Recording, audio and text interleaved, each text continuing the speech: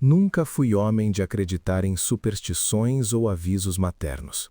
Talvez isso se explique pelo meu mal disfarçado orgulho juvenil, essa convicção íntima de invulnerabilidade que acompanha os que ainda não aprenderam a apanhar devidamente da vida.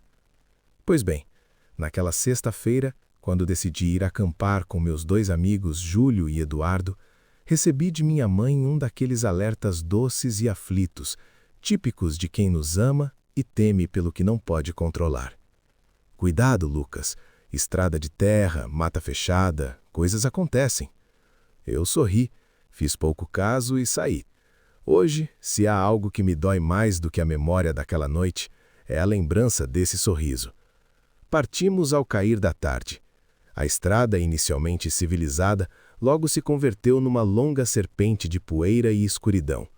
O farol do carro rasgava a noite, mas nunca parecia iluminá-la por completo. Ao contrário, dava-me a impressão de que apenas denunciava sombras à espreita. Eduardo, sempre brincalhão, falava sobre como seria divertido. Júlio, o mais apreensivo entre nós, permanecia em silêncio, encarando a janela como quem observa um abismo que lentamente se aproxima. Chegamos tarde. O camping ficava numa área afastada, cercada por mata densa e um lago silencioso logo adiante. Havia outros grupos ali, alguns casais, gente rindo, conversando, assando carne. Armamos nossa barraca, improvisamos uma fogueira e, como todo grupo de jovens convencidos de sua própria valentia, começamos a contar histórias de terror. Júlio não gostava, eu via isso em seus olhos. Não façam isso, dizia ele, você chama coisas ruins quando brinca com elas. Rimos, fizemos pouco caso e, ironicamente, foi exatamente a partir daí que a noite começou a perder seu ar de aventura e ganhar um peso que não sabíamos nomear. Já era alta madrugada quando o silêncio tomou o camping. As risadas dos outros grupos cessaram, as fogueiras apagaram-se em pequenas brasas fumegantes e o vento pareceu recolher-se. Foi então que ouvimos. Primeiro, um leve rumor na mata. Coisa de quem diria, é só vento, se não houvesse algo muito humano naquele som. Eram passos, passos firmes, pesados, lentos, medidos, passos de quem sabe que não precisa correr para alcançar o que quer. Vocês ouviram isso? Sussurrou Júlio. O rosto dele empalidecera.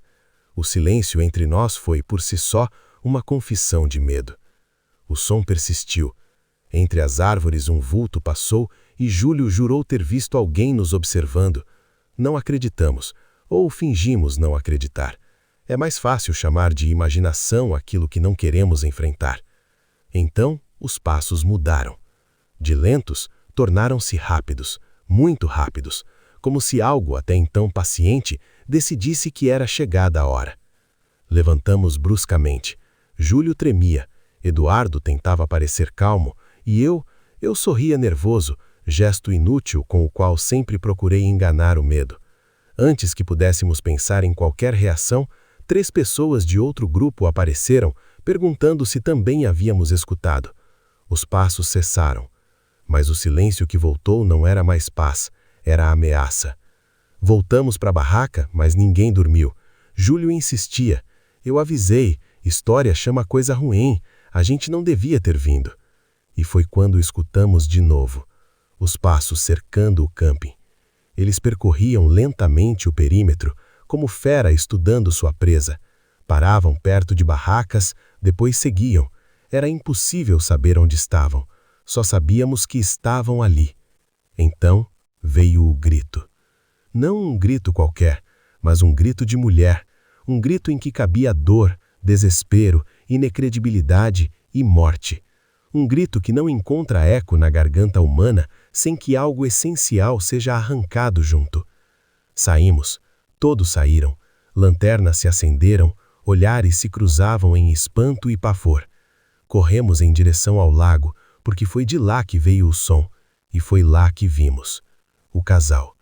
O rapaz caído, imóvel, a moça caída ao lado, respirando como quem luta contra a própria morte.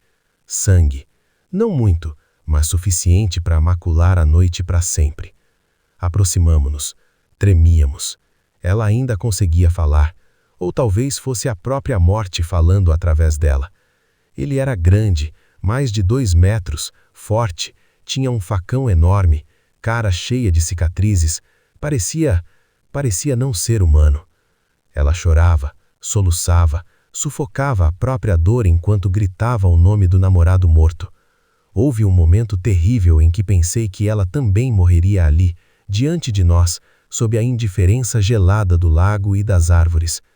Ligamos para a polícia, para o SAMU. Demoraram. Era longe, noite e mata. O mundo civilizado sempre demora a chegar onde o medo chega primeiro. Enquanto esperávamos, os passos voltaram. Longe, indo para a mata fechada. Cada vez mais fracos, cada vez mais distantes, como se a própria noite desse passagem ao monstro, resignada, cúmplice, silenciosa. Quando a polícia chegou, o dia já ameaçava nascer. O corpo do rapaz foi levado. A mulher, milagrosamente, sobreviveu. Gostaria de dizer que com o amanhecer o dia se dissipou. Não é verdade. À luz do dia é que compreendemos plenamente o horror da noite. Fomos interrogados, contamos o que ouvimos, o que vimos, o que sentimos, e, curiosamente, ninguém ousou mencionar lendas, espíritos ou entidades. Quando a morte se torna concreta, o sobrenatural parece fugir envergonhado, dando lugar a algo ainda pior, a certeza de que monstros existem e usam carne humana. Voltei para casa próximo do meio-dia. Ao entrar, minha mãe correu ao meu encontro, aflita, ansiosa por notícias. Eu não disse nada, apenas a abracei. Abraço firme, demorado, talvez o mais sincero de toda a minha vida. Ela não entendeu na hora, nem precisava, porque naquele instante eu soube que poderia ter sido eu, poderia ter sido qualquer um de nós, e pela primeira vez percebi que não há nada mais soberbo, mais tolo, mais infantil do que rir dos avisos de uma mãe. Desde essa noite, não duvido mais do medo, não desacredito do aviso, não ignoro o instinto, e, sobretudo, compreendi algo que Machado provavelmente diria com ironia elegante. A vida, meu caro, é frágil demais para que um homem se dê ao luxo de zombar do perigo. Eu sobrevivi, mas uma parte daquela noite acampa em mim até hoje.